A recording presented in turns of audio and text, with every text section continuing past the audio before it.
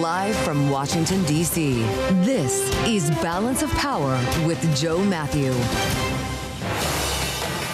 Day 7 of the government shutdown. Welcome to the Tuesday edition as we head for more votes without an end in sight, even after President Trump suggested health care talks were underway with Democrats. We're going to get into this and seek some off-ramps when we talk to Republican Congressman Mike Bost from Illinois. He'll be with us live from Capitol Hill, and we'll focus on Prime Minister Mark Carney's visit to the White House today, the U.S. and Canada in trade talks, when we spend time with Bloomberg Washington correspondent Tyler Kendall. Analysis from our signature panel. Bloomberg Politics contributors Jeanne, Zaino, and Rick Davis are with us for the hour.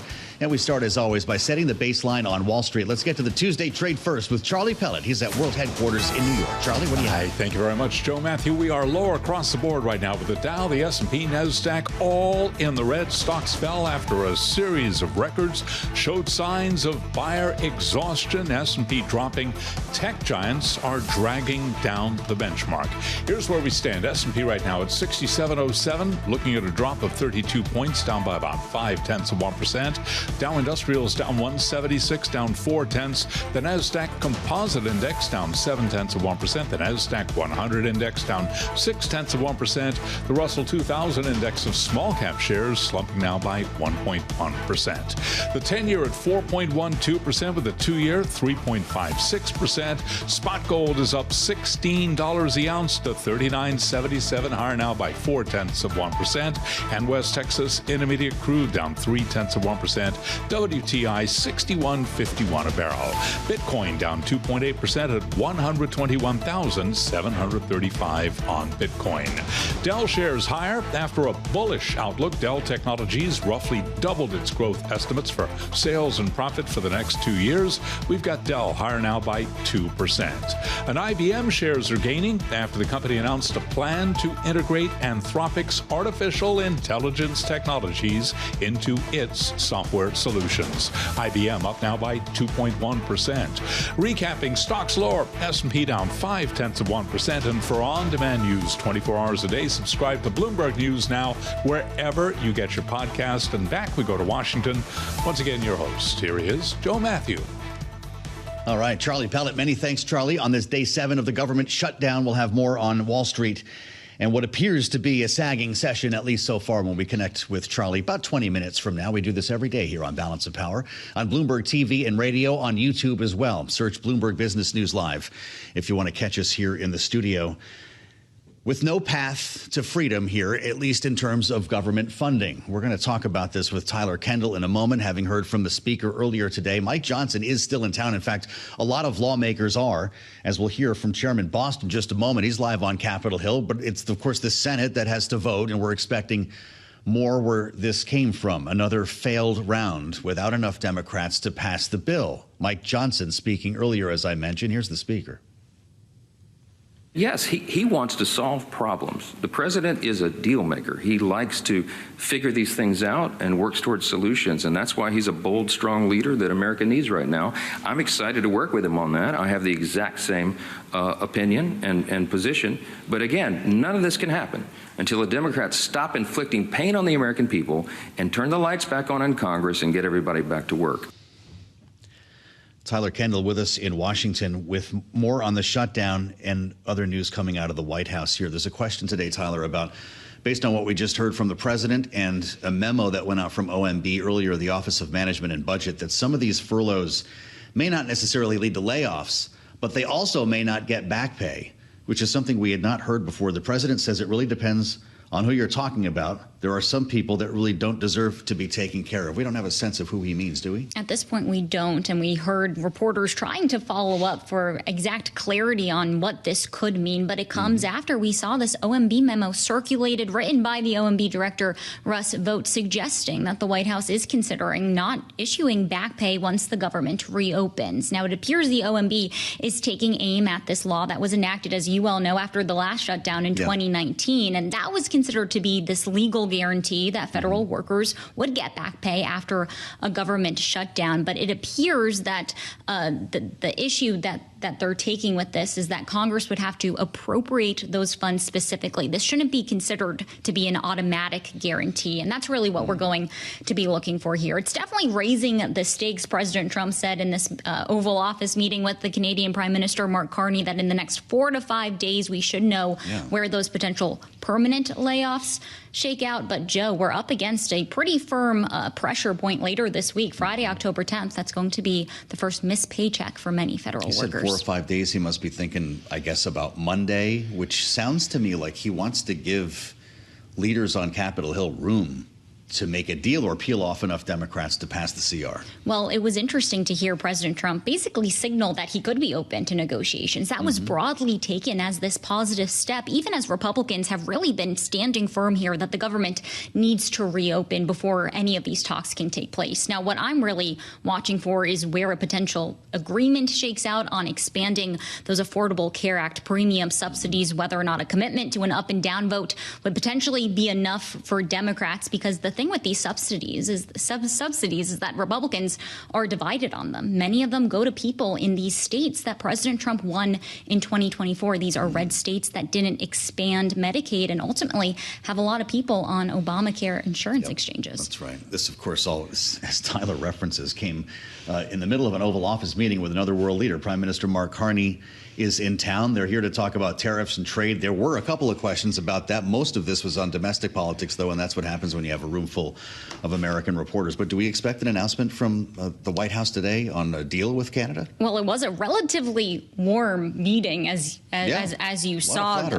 Mark Carney calling President Trump a transformative president, but we can't lose sight that Mark Carney really did campaign on countering President Trump and his trade agenda, and we really haven't seen a lot of movement when it comes to the trade negotiations. Canada still facing that 35% tariff for non-USMCA compliant goods, though a lot of goods coming over the border, about 55% or so, are compliant. But it's really those sector-specific tariffs that I'm watching for to see if there's any sort of movement when it comes to negotiations. They are 50% for steel, aluminum, and copper. Those are really high rates, and they're impacting a range of sectors when it comes to Canada. It was interesting, though, because President Trump seemed to demur multiple times when asked, what would it take? What can Canada give in terms of concessions to get this over the finish line? As you well know, there is a range of things that this White House is looking for, from market access to curbing fentanyl to then digital services taxes, something that has repeatedly come up in the conversation. A lot going on around here, Tyler, and it certainly reminds us how much has yet to be determined when it comes to Canada. We've spent so much time looking at Europe, looking at India, looking at China,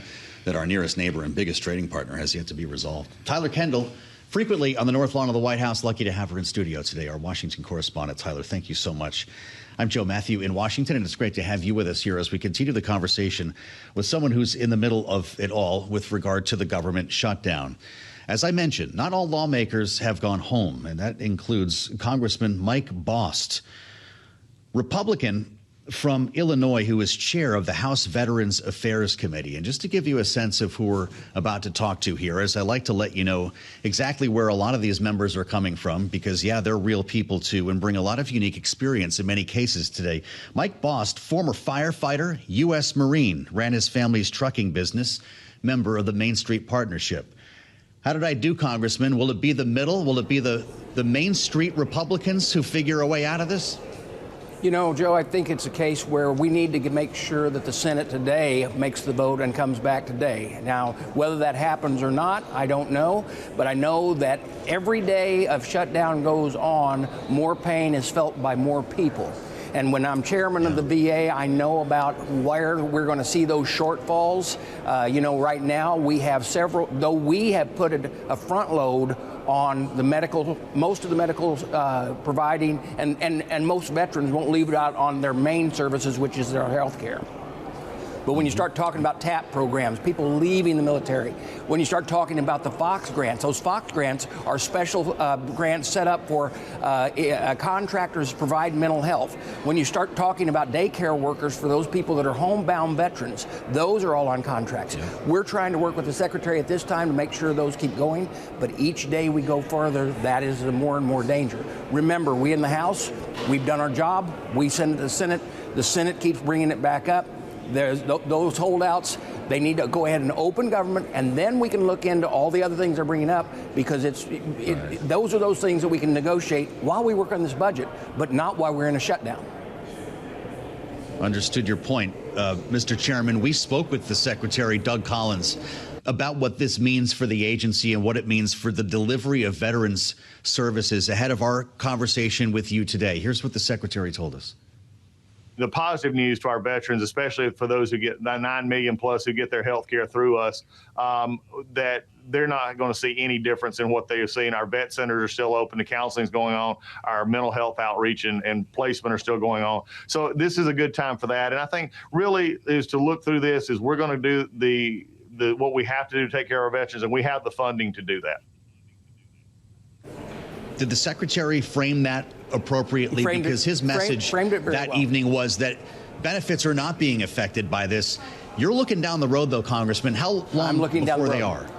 And let me tell you that right now we are already operating without without the ability of Congress to authorize those particular side contracts. Everything the Secretary was talking about is the actual function of the VA that is the VA not contracted.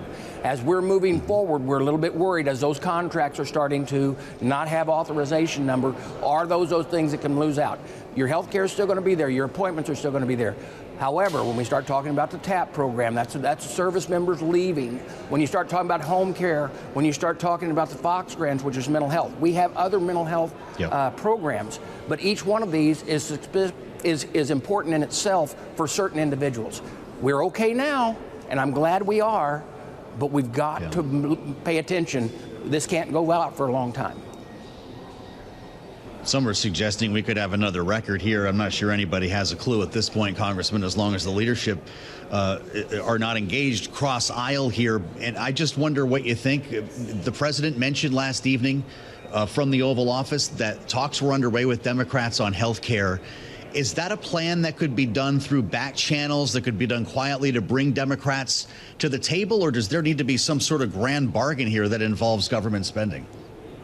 I really believe that if we come back and then we can work on that. Remember, that problem doesn't come to fruition until the 31st of January. This CR only gives us to the 21st of November. So we come back, we start negotiating these things. But the reason why this is difficult to negotiate is just that. It's difficult to negotiate. Even though we don't want to see anyone lose their health care, if we're having to subsidize the health care, there's a problem with the health care system in the first place. And we're not subsidizing the individuals, we're subsidizing the insurance companies. So therefore, the minds need to come together. But they don't need to come together by scaring our general public in a shutdown. We need to come back to work. We need to go to work on these problems. We're not saying they're not there and we don't need to work on them, but we can't be working on them while we're playing these games and you're holding things hostage. But if you look at our Democrat colleagues, many of the leaders on the other side, 13 times they voted to keep the government open with this same type of clean CR when Biden was in and gave quotes like, we shouldn't hold the American people hostage. We've got to make sure that we don't use it as a negotiating tool. Instead, we keep the government open so that we can continue to negotiate. That's exactly what they said. They were right then. They're right now. That would be right now, and that's what we're saying. Congressman, our listeners and viewers should know that your 12th district in Illinois is not part of Chicago. It's not down the southern part of the state. You're closer to St. Louis than you are Chicago, actually, in the western part of your district. Yeah, St. Louis is the northern part of my district. St. Louis is the northern part of my district, and I have 1/3 of the state's land mass. So, my major employer, you got a lot of farms there too. You've got a lot of farms, Congressman, and I'm wondering. So what are you hearing from the White House on this? Does there need to be a bailout? Should it come from tariff money? How do you handle this? If they're not buying soybeans in China, what do you do? Yeah, we've been talking with the administration on specifically that. The tariff money, some kind of situation to help many of these farmers through this time. Understand these farmers, many of them are 4 years into their banks. 4 years into their banks where they haven't turned a profit. You can only do that so long. This would be the time to give them that opportunity while we're building those markets. I'm really, really glad that he's meeting with Canada today. Now, let me explain this, that he was right, he needed to meet with Canada, because if you're a grain farmer, it's one thing. And the USMCA was a good deal in itself. However, remember this, when you start talking certain key products like dairy, which we provide from Northern Illinois and Wisconsin, or would like to provide into Canada, Canada has a 400% tariff. When we start talking about 30%, that sounds amazing. That sounds huge. But Canada has 400% tariff on the United States. Hopefully, we can work through to get fair trade like the president has always talked about, and I trust the president to do that. What happens first, a farmer bailout or a deal with China that starts soaking up some of these soybeans? So the way it looks right now is probably the using the tariff money to help those existing farmers because we're so far into it, unless these negotiations go with China very, very quickly. Now remember, we have to renegotiate with China because China, what they do is, when they allowed China into the World Trade Organization, they probably shouldn't have done that in the first place because you're supposed to be a free government to be part of the world trade, but that happened. Ever since then, China will come in and they'll take the commodities, whether it's soybeans or corn or whatever, and they're going to say they're going to purchase this large amount at the beginning of the planting season. Farmers will go out and plant all these the commodities, whether it's corns or soybeans or wheat, and all of a sudden, then China says, oh, we don't need that much, which causes the market to fall. The commodity now is a cheaper rate, and the farmers out there trying to figure out how he or she is supposed to get the rate that they need to even make a profit at all. And so that's the problem when we're dealing with China, why we need to push them back to the table. Because it's either... And so your farmers... Yeah, my farmers are hurting. Your farmers feel like Lucy in the football here. Do they make off with the dollar figures that we're hearing about? Is it $10 billion the president puts in a fund? What do you need? That dollar amount is being negotiated with the chairman right now, both in the House and the Senate. G.T. Thompson is working very hard with his staff to make sure and informing us as we're moving right now. Because, you know, if a farmer's going to make it through, then you want to provide them a little bit of help. But if they're really the ones that are young farmers, or because the mega farms quite often they hurt, but they've got enough in reserve. It's those that don't have in reserves, and so trying to get those numbers squeezed through the USDA and figuring that out is where we're at right now. Really, really interesting. You know, we heard about back pay for federal workers when the president was talking with reporters in the Oval Office. Mr. Chairman, I don't mean to sneak up on you here because you might not have heard what he said, but there was a question about some folks not getting back pay, and he said some people don't really deserve to be taken care of. He wouldn't tell us when we followed up who he meant. Do you have a sense of who he was talking about, and do you support that view? I don't know who he was talking about, and you know, the speaker also was asked about this morning. I'll say what the speaker said. We've always made sure that our employees are made whole on back pay. So I would say if we don't do that again, that'll be a rarity. But the thing is, if we get this done, we don't have to worry about back pay. And I'm going to tell you, I know how that is. As a young Marine, remember, I was in during the Carter administration and Reagan, but during the Carter administration, Marines and their families qualified for food stamp and WIC if they had it then, but they didn't. And so instead, what you do is you worry from payday to payday for young Marines with a spouse and with children. And those are the ones that we're seeing out there that are going to need the help, and they're going to just be dealing with when the 15th rolls around. If they're living payday to payday, how do you go back to your creditors? Not everybody's got a parent that they can go back and reach to and say, hey, I'd really like you to send me money until I get through this. That's not how that works. Unfortunately, no pay due is a very, very bad thing for those people who make sure our freedoms are taken care of. If you're paycheck to paycheck, this is the biggest deal there is. Congressman, I'm really glad you could join us. Mike Bost is chair of the House Veterans Affairs Committee, Congressman, Republican from Illinois' 12th District. And great to have your insights with us. We'll assemble our panel next for their take on this. Bloomberg Politics contributors Jeanne, Zaino, and Rick Davis are with us here on the fastest show in politics. I'm Joe Mathieu in Washington. Thanks for being with us here on the Tuesday edition as we work our way toward the next round of voting on a continuing resolution to keep the government or reopen on Bloomberg. Really interesting conversation on this day 7 of the government shutdown with Congressman Mike Bost, the Republican from Illinois, bringing his point of view here. He chairs the VA committee and has obviously his own specific concerns, but the broader view from the Republican side of the aisle. We'll be hearing from Democrat Congresswoman Melanie Stansbury of New Mexico coming up a little bit later on this hour to balance the conversation as we prepare for the next round of voting in the U.S. Senate. It is October 7th, 2 years to the day since the attacks by Hamas against Israel that killed nearly 1,200 people and kicked off 2 years now of raging conflict. Negotiations are continuing today in Cairo. They are meeting again, even on this solemn occasion in Israel, October 7th. And at 3 p.m. today, it will ricochet back to the White House as President Trump meets in the Oval Office with Eden Alexander. You may have heard about this, the American-Israeli hostage released by Hamas in May. He will be with the president about an hour and a half from now. We mention all of this, of course, because the possibility of peace following so much destruction and death appears to be at hand, with talks underway here following the president's 20-point plan hammered out with Benjamin Netanyahu, or according to some, the arm twisting that convinced Netanyahu to accept this deal, and one that we have, I guess, conditional acceptance of, if we can call it that, from Hamas. But they are obviously continuing to talk about the release of hostages and the withdrawal of Israeli forces in Gaza. More than 60,000 people are been reported to have been killed in Gaza since October 7, 2023. And we start with our panel on this today. Bloomberg Politics contributors Rick Davis and Jeanne Zaino are with us. Jeanne is Democracy Visiting Fellow at Harvard Kennedy School's Ash Center, our Democratic analyst, and Rick is Republican strategist and partner at Stonecourt Capital. Jeanne, it's difficult to imagine what the conversation is like today in Cairo, knowing that this is the 7th of October. Does it heighten the urgency or make it more difficult to move closer to a ceasefire? I think we all hope it heightens the urgency. And you mentioned Eden Alexander. He is, by some reports, the last living U.S.-Israeli hostage. And I think that's going to be quite a moving moment when Donald Trump meets with him at the White House today. Another, as you mentioned, in a long line of reminders of what has happened since that horrific assault 2 years ago. I hope that it does lend a sense of urgency.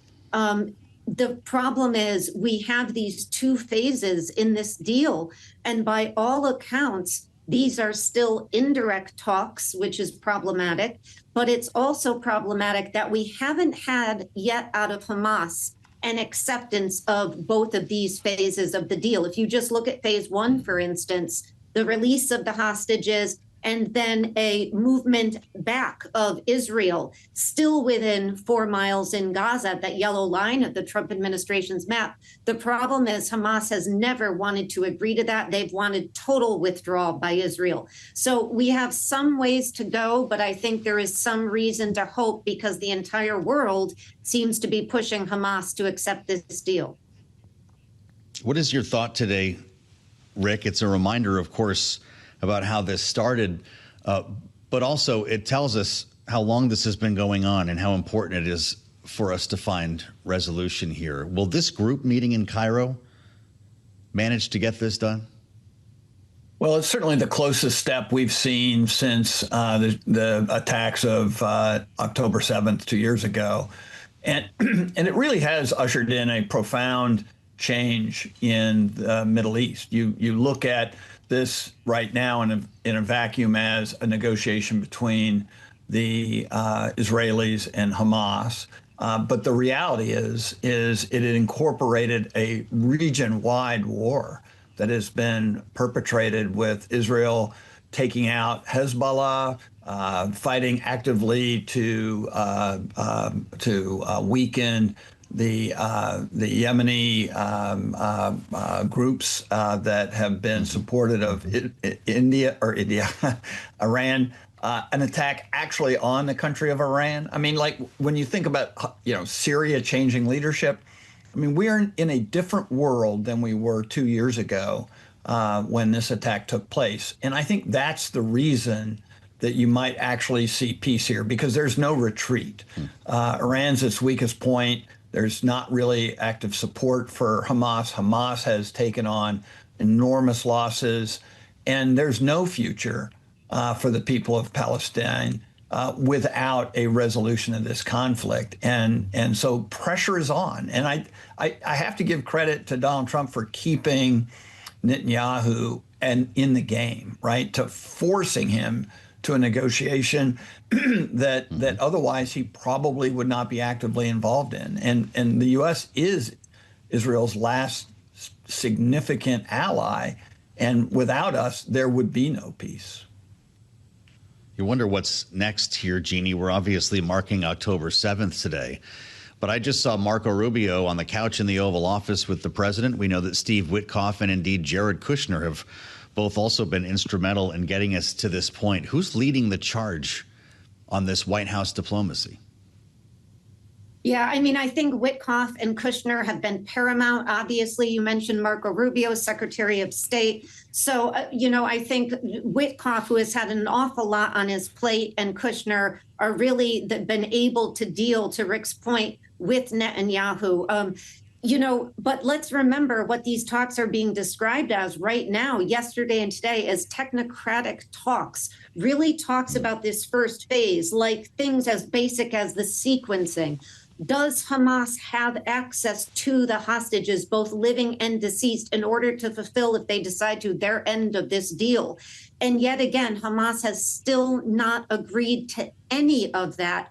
And so we do have a ways to go. And speaking of Netanyahu, he is feeling pressure both internally and externally. We have these really striking polls from Israel in the last day or so showing that about 2/3 of Israelis are saying that Netanyahu should take responsibility for the attacks and resign. We're seeing that a good substantial portion believe that Israel has committed genocide.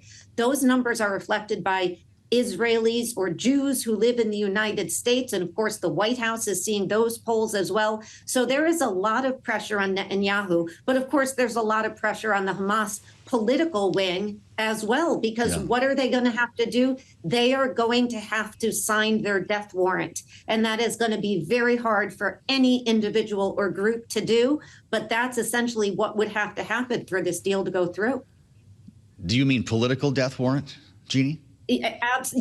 Sorry about that. Absolutely. Political death warrant, because this says that they are disarmed, that there may be amnesty for fighters who denounce violence, but that the group itself will be disbanded and have no role in a potential future Palestinian state. And that is, as you can imagine, just like individuals, states act the same way.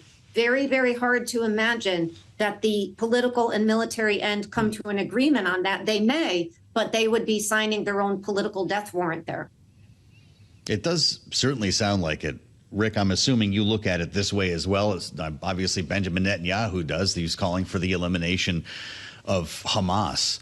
To what extent does that lead to a potential rebranding, however, with political leaders in Gaza assuming the role of leadership in some other group?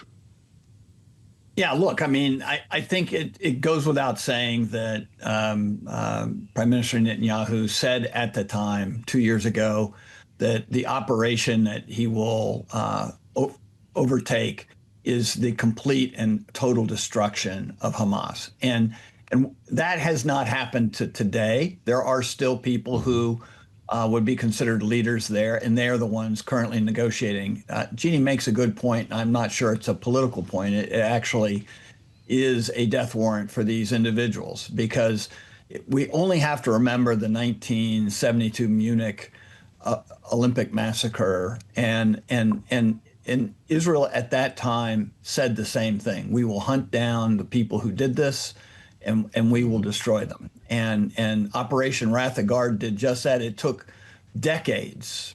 But at the end of the day, the people who perpetrate this attack 2 years ago on Israel will feel the wrath of Israel. And so this is a heavy negotiation. There'll be efforts to try and get leadership sanctuary in other cities. But they all know what we know, which is that Israel will always look for opportunities to vanquish their enemies who perpetrated these horrible crimes on their people.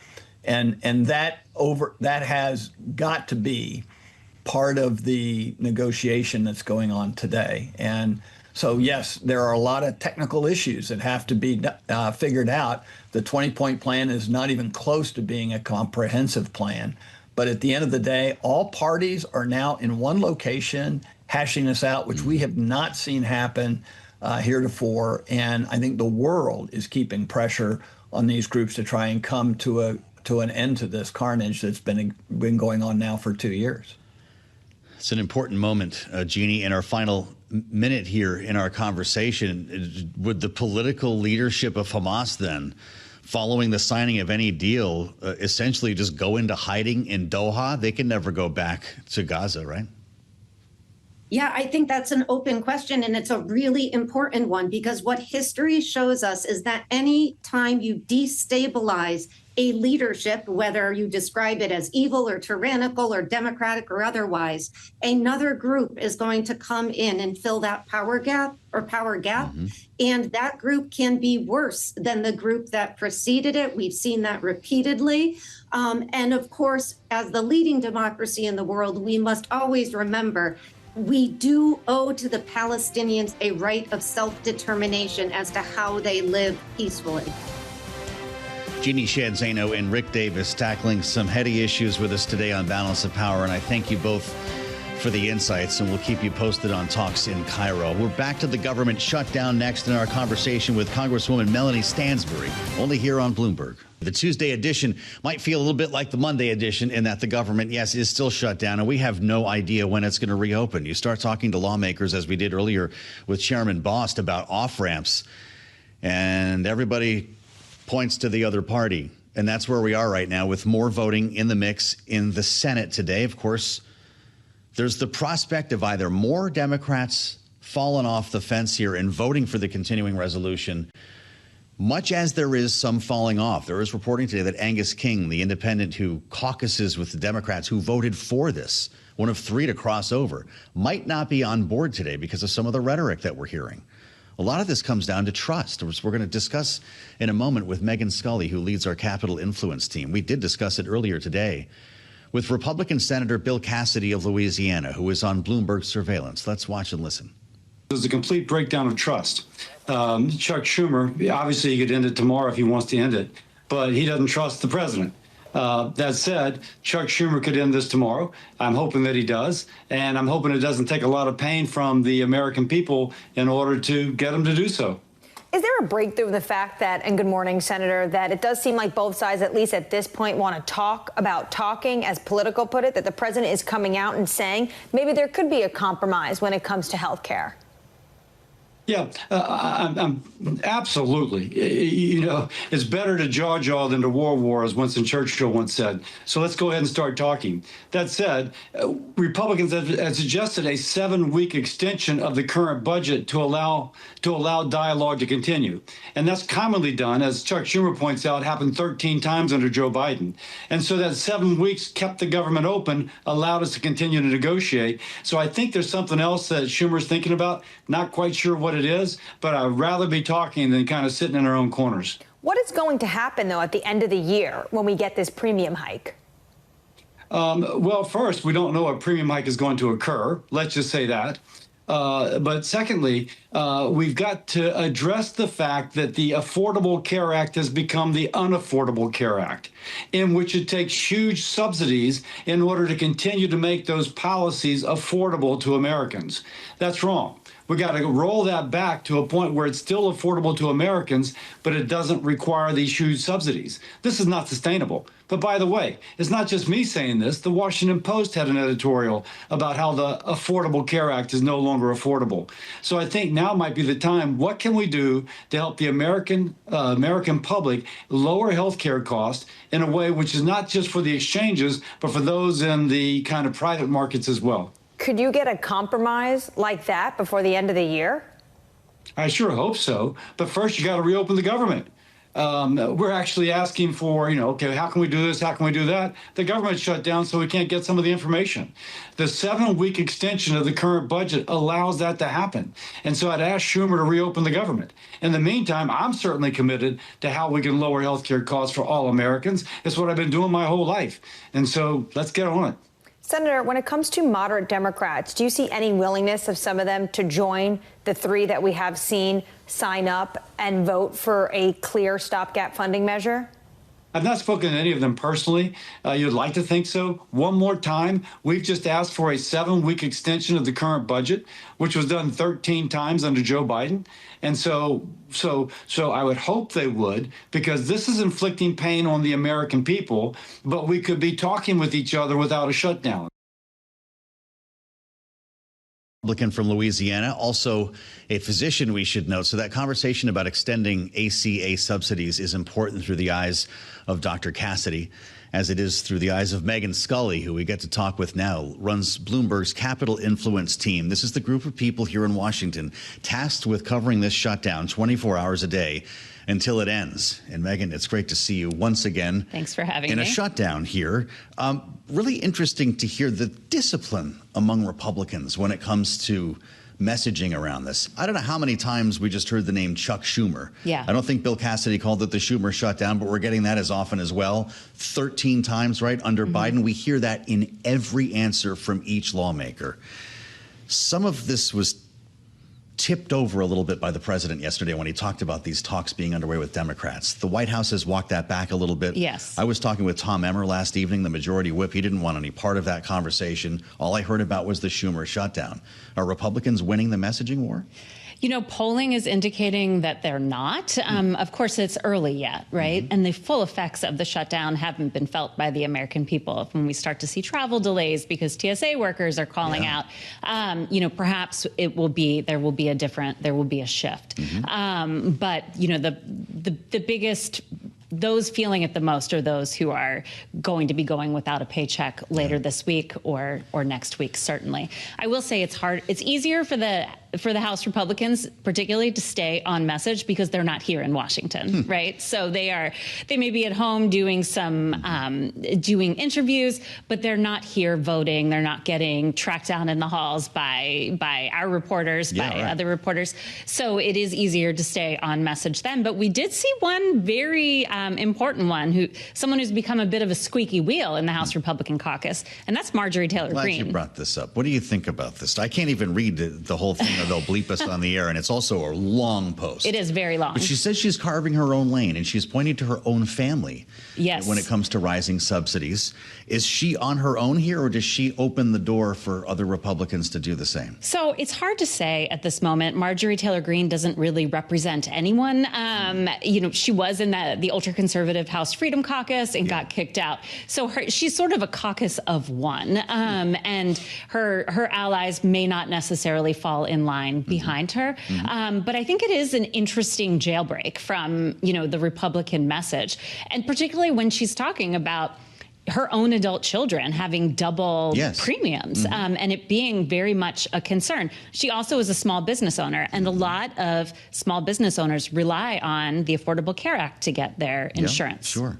To your point, she's talking about her kids. I'm going to go against everyone on this issue, she writes, because when the tax credits expire this year, my own adult children's insurance premiums for 26 are going to double, along with all the wonderful families and hardworking people in my district.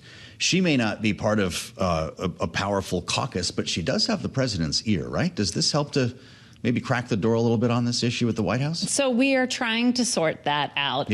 Her relationship with Trump has been a bit fraught in recent weeks, particularly over the Epstein files. She's been one of the lawmakers to sign on to what we call discharge petition. Carving her own lane there too. Yes, certainly. And she was supposed to have a press conference at the Capitol tomorrow on particularly sort of a revised or an updated. Right? Okay. That seems to be canceled for right now, but she's still beating the drum on the release of the Epstein files. So it is very interesting to see her break with the president yet again on this. I'm not sure if he's answering her calls right now. We're definitely endeavoring to find out. Boy, I bet that's true. You know, with regard to the discharge petition, just to veer off course for 1 minute, there's a new member of Congress. Yes. Congresswoman Grijalva, or Congresswoman-elect Grijalva, has not been sworn in to office yet. There's a whole conspiracy online that this shutdown is only to keep the Epstein files from being released. But why can you not swear in a new member when the government's closed? Because the House is not in session. It's as simple as that. So they can't swear her So in. Next week it could be a different story when if Mike Johnson were to call the House back in, although he says they're going to stay out for the duration of the shutdown. Yeah, I'm going to take the opportunity to mention, by the way, that we're going to be speaking with Speaker Mike Johnson tomorrow here on Balance of Power on the late edition, which is a conversation that we're obviously Very much looking forward to learn exactly where his head is right now. The Speaker of the House will join us in the 5 p.m. Eastern hour tomorrow here on Bloomberg TV and radio. Do we know what the plan is today, or are we just ad-libbing? There was supposed to be votes every day, right? But we haven't heard about a time. We have not heard about a time in the Senate for a vote. They've already voted on the 7-week stopgap, which Senator Cassidy mentioned 5 times, and it's failed all 5 times. So 6 might not make a difference. Yes. So we're waiting to see if they do call a vote. I think some of the president's actions in the past day have kind of thrown a wrench into things, particularly his announcement this morning, or the OMB memo, the budget office memo that's been circulating on not giving pay to furloughed, back pay to furloughed employees. So that has sort of sucked all the oxygen out of the room today on Capitol Hill as members of both parties seize on those comments. Well, it's interesting that, Angus King, aforementioned, has been listening to this. He doesn't like the rhetoric, and he's suggesting that he may become a no vote once again on all of this. We've got not just Angus King, but John Fetterman. I'm assuming that he's in place for now. Senator Cortez Masto, also a question. Could we be in a world where the next round of voting, and maybe that's why we don't have one today, looks worse? We certainly seem to be going the wrong way, at least if you are a member of Republican leadership. All senators are also not in town. There were quite a few who were absent last night for the vote. And John remember, Thune must love that. It's a 60 vote threshold. So it is. It will be very interesting to see in the next round of votes. Republicans had hoped to be picking Democrats off one by one. There are several moderates who would like to see the government reopen, particularly those in this area, people like Senator Tim Kaine from Virginia. But the president's threats to fire federal workers and to not give back pay to furloughed employees seem to be having opposite of the intended effect. Instead of scaring Democrats, it's making them more resolute. Wow, amazing. The president says 4 or 5 days we'll have a decision of some sort on furloughs becoming layoffs, on the mass layoffs that have been threatened. That sounds to me 4 or 5 days. Everyone's going to kind of wait for the 10th and the 15th, the next stops in the pay cycle for feds and for military. Is that kind of the next stop in the road? So we've been hearing him say, we've gotten different timelines for this. Last week it was within a few days, within a day or two. Now it's 4 or 5 days. It's starting to feel like when I'm driving with my kids in the backseat and they're acting up. And I'm like, I'm going to turn this car around. Don't make me. So it remains to be seen. Certainly the threat is still hanging out there. Federal workers are supposed to be paid this Friday, so that would then set them up for layoffs at some point after. He did say it would be substantial today. In the past, they've said thousands. So will remain to be seen. I can't underscore enough, though, how different this is from previous shutdowns where, previous administrations have not used, Trump himself did not use the 35-day shutdown, the last one we had in 2018 to 2019, to do mass firings. Your gut check, though, is check back when there's news, right? I mean, we could set a new record in this shutdown. Yes. Granted, we could reopen in a couple of days, but the prospect for a protracted shutdown is there. Absolutely. Talks are not happening, and neither side seems like they are willing to give at this point. So I think that it will be interesting to watch. Last time in 2019, January of 2019, what ultimately convinced Trump to reopen the government after he didn't get his border wall funding was air traffic controllers not showing up for work and hobbling air traffic in this country. And we've got thousands of flight delays already with some thin staffing. This could really be the next leg in the story. Megan Scully, great to have you with us. Our Capitol Influence team is busy living on caffeine, and nothing like seeing Stephen Dennis and the rest of the crew up there on Capitol Hill do their thing. Eric Wasson as well. This is Bloomberg.